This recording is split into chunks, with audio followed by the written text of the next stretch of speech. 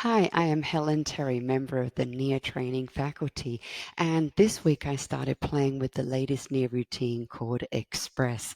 I giggle at myself, and the first time I saw Express, I was like, oh, that's the name we've been using since January for our 30-minute Nia class. It's a condensed Nia class that still has all the 7 cycles, but I found online that many people have really enjoyed that 30-minute class that goes through setting the focus, stepping in, warming up, get moving, cool down, floor play, and stepping out. All those 7 cycles packaged into a 30-minute experience. So Nia Express. And I never realized how that word express also can be used for literally express yourself, which is part of what this new Nia routine is about. Something I love to do before I even see anything online about a new routine is at least to free dance on my own and find what we call body centered clicks. That's what feels like the right fit by accident, when rather than thinking of choreography, I am listening and dancing to the music. And there are these moments where there's like this click, a match, and it is an electrifying, joyful experience when those moments happen. Just like when you're together with someone, yeah, and things click, or you say something at the same time. It lights me up, yeah. And so now, as I've been teaching for quite a while, I like putting myself into that, what I call the unheard, unseen situation, into the pressure in some ways of teaching a class. So I love to have the playlist ready, and I show up, and without having any preparation, without having even listened to the music, doing my best to not see anything about the fabulous choreography that's coming from the person that created the routine. I love to start off with that, almost like a raw or going organic and starting with the music. And that's what I did this week. I played with a 30-minute experience of Dancing to Express. Now, there's lots of different ways you can create a playlist for a 30-minute class, and I've got another video that talks about all the different ways I found how to do that over this last year. But what I did for Express was the most simplest one, and that was I took the first few songs, I think maybe the first 7 or 8 songs, and then I slipped the last song in at the end to give me the 30 minutes. So that gave me the architecture of how the person that designed this routine started it, and it just has a swift end to it. Then, when you've got that 30-minute experience, I love how Nia has lots of resources of how we can create the experience on the fly. One is to go through the 52 moves. We've got base moves, core moves, and upper extremity moves. And sometimes that's really fantastic to do that. Like, could be a minute of each of the moves for the 30-minute. It's 30 seconds of each of the moves for 30 minutes. I love that 30-30 sound. Also, sometimes I might play with every time I hear a change in the music, I'll change to the next move.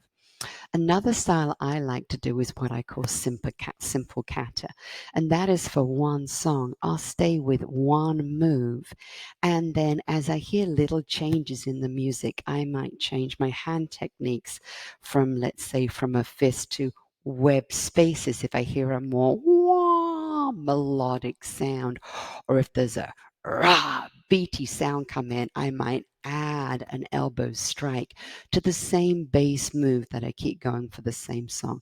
That's definitely one of my favorites. And then another way I love to do this is to improvise with a routine I know really well, or the routine I last really embodied. Either way, this is where I know the choreography really well, so I can relax that thinking part of my brain, in that rather than coming from my head, the choreography is in my body, in my cells. And then there's this beautiful way of crafting these familiar moves from another near routine into the new music as I'm listening to it. There's always the option of, when in doubt, call out free dance. And I definitely have that as the last resort.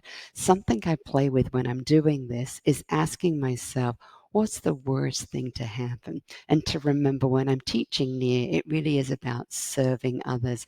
And I find my class seems to really enjoy this live improv experience where they feel like they're part of the creative process with me.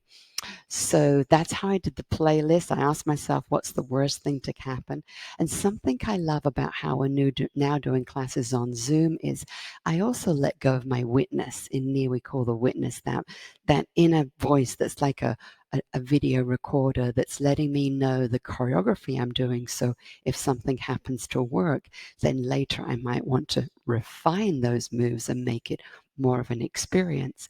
Well, the good news is I know that I'm recording my Zoom class, so I can let go of the need to remember and truly be in the moment, knowing that my Zoom recording is going to help me. And I can go back and repeat and look at all the details of like, oh, I loved how that clicked. And oh, next time I could refine that and do that. So that's a super helpful tool that has come through in the last year or so. Um, and then what I love finally about this is this whole thing about universally what happens with Nia is everybody is unique. Every class experience is unique, and all the new music, it's always something unique and new and fascinating to listen to. So for me, when all of that comes together into like, okay, I'm going to show up with this music I don't know. I've got 30 minutes. I'm going to craft the experience. And I'm super excited about what came together in that process. Now I'm looking forward to as more and more of these great um, choreography from Express is from the founder of Nia, Debbie Rosas, and an amazing fellow Nia trainer, Kelly Ray Owen. And they're going to be rolling out more and more information of how they moved with this, how the choreography came together. So now I've got my baseline foundation. It's going to be great to learn from them. So that's my process, and I hope you get to enjoy an experience like that. And I hope from what I've shared here that it'll inspire you to play with what's your safe risk. Yeah, and ask that question, what's the worst thing that could happen?